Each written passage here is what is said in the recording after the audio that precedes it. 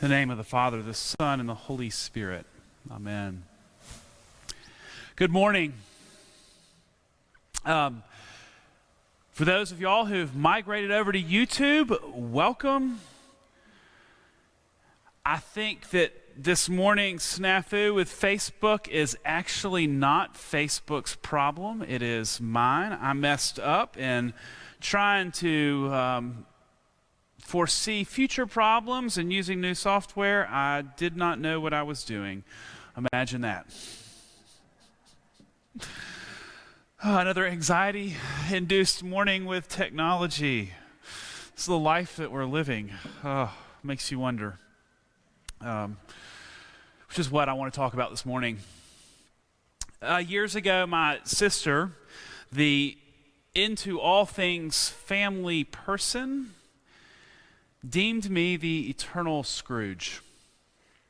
And as little sisters do, she loved to pester and to poke and to prod. And so whenever talking to my family and children around Christmas time, she would give me a hard time for being all Scrooge-like. I bet you don't even have any decorations up yet. So a few years ago, we became the buy a Christmas tree the weekend after Thanksgiving family. My drive to not let my family believe my little know-it-all sister. It's always a competition, isn't it? So our tree goes up, the decorations come out, the elf flies down from the North Pole, the Advent calendars arrive, all 37 of them, and then all chaos consumes our house. The race feels over, though, when we get to Christmas. Another little confession. We often throw our tree away well before Epiphany. I know it's bad form for us Christians. And I try to justify that because the tree's been in water for a month and is drying out, or as we often do, although not this year, we leave to go out of town. But it rarely feels like there are 12 days of Christmas. Instead, we have this 30 days of Christmas leading up to the big day. We rush without any time to ponder the words of the angel Gabriel to Mary. The words of comfort and encouragement for the bold journey of life that she is about to undertake. Which makes me consider, do we, or do I, rush to get to the celebration, or am I rushing to the conclusion? I mean, just think about this year. While we have all been waiting and waiting and waiting,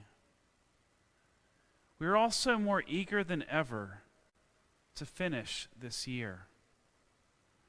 How many of you all have found yourselves wishing to say goodbye to 2020? Will it hurry up and be 2021 already? And yet we are becoming more and more aware that there is no easy way through this long, dark winter. The bigger question we should be asking ourselves in light of this season of Advent is, what is the loss we incur when we rush through this period of waiting? What impact would the wondering and waiting have on our spiritual life? What does it mean to wonder what hope will look like in our lives, in the lives of those that we are connected to, and especially in this world? What does it mean to wait without answers, without certainty, living into a season of Advent? Maybe you are already there, and I hope then that you find these words encouraging. One of the greatest joys of being here at St. Stephen's has been rekindling some relationships from other chapters in my life. One of those relationships is with one of our clergy, our assisting priest, Ron. He used to have these 3 wrapped presents on his shelf in his office. And for those of you who've gotten to know Ron, you know how he likes to set things up. You could tell he was just waiting for you to ask, Ron, what are wrapped up in those 3 boxes? To which you wouldn't be surprised to see that twinkle in his eye. Oh, John, what does your heart desire to be in those boxes? And I wonder if those boxes that he had were really just a tool designed to provoke wondering, almost as if a spiritual guide to live with uncertainty and yet hope, a way of becoming more comfortable with mystery. I mean, isn't that the beautiful thing about Christmas, the mystery of it all? The wonder in little children's eyes. Because when we wonder, it opens us up to God's profound possibility, which seems like an unnatural thing to do because we are so accustomed to having definitive answers to everything. We want decisions to be absolute, for truth to be black and white. Wondering then seems risky. At this time of year, I always think about the world that Mary and Joseph lived in. The Roman Empire, a global superpower that exerted her force upon the rest of the world in order for peace to reign. A government that asserted that Caesar was God, a divinely born leader. And for those who refused to buy into this system, they paid with their life. It is this world that Mary flees to Egypt shortly after giving birth, seeking asylum. It's a reminder that for many, the world has always been a scary place. Throughout human history, we have yet to live in perfect harmony with each other. And so maybe in our gospel, we shouldn't be surprised when we hear that Mary is afraid. Maybe she's scared of the weight of the world that is carried in her womb. Or maybe she is scared to be bringing a child into such a challenging world. Zechariah and Elizabeth were scared when the angel Gabriel visited them earlier in Luke. And yet the angel offers those same words of comfort. Do not be afraid. And we can hear Mary perplexed, wondering about the great mystery. She's scared, and Gabriel promises that God is with her and that nothing is impossible with God. Profound words for a woman whose life is fundamentally changed at that moment. It seems more than ever we are living in an age of uncertainty. But maybe we are uncertain because we weren't alive 2,000 years ago when empires were built and others collapsed. I suspect the problems that we face today are not entirely new. And yet the Jewish people who longed for a Savior were also yearning for peace and stability and hope.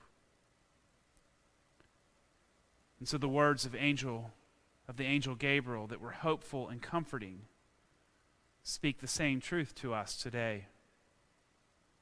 A reminder that the world is pregnant with hope because God is with us and nothing is impossible with God.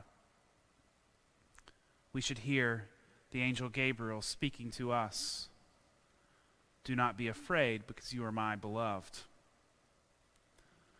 Prior to coming here to St. Stephen's, I worked as a canon in the Diocese of West Tennessee. My role was to help congregations start new ministries, and I was trained with a number of different tools, including a guideline for conversations where the group commits to holding certain values that we called gracious communication guidelines. Our vestry learns these tools at our annual retreat in January.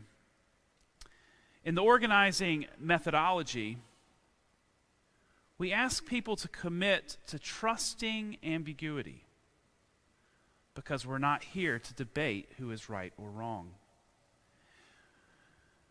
And the way that we do that,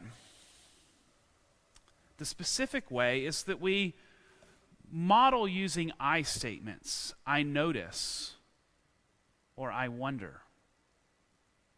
So when you hear something challenging, I wonder. In our covenanted conversations, we ask people to suspend judgment by seeking mutual understanding first. And to do this, people have to wonder, because wonder opens possibilities. And I know that it sounds so simple, but it's actually one of the most powerful tools I've learned in my ministry. When we suspend judgment through wonder and mystery, we can enter into a divisive place while being grounded. And we are much less likely to respond out of our own sense of certainty. And this is critical in our missional work, which brings diverse groups together and asks us to learn from each other.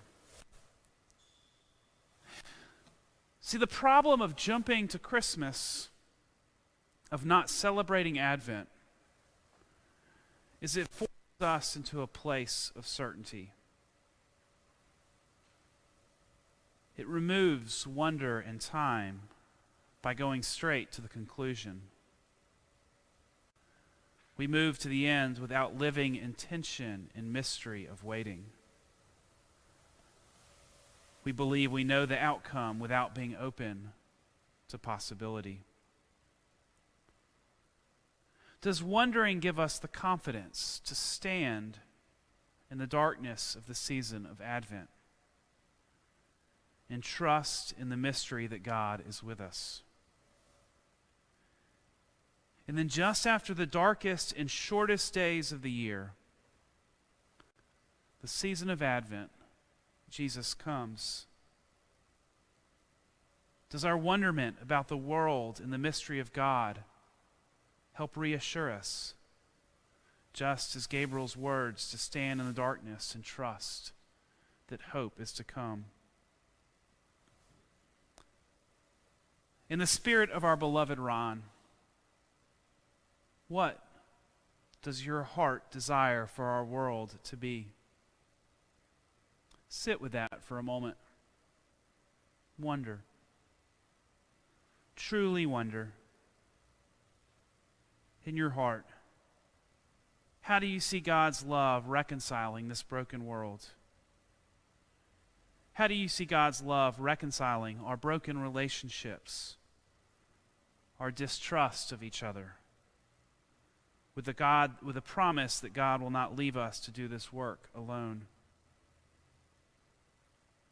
In the words of Gabriel, do not be afraid, for nothing will be impossible with God. May we see this morning as an invitation to live with wonder in this season of waiting and beyond. Amen.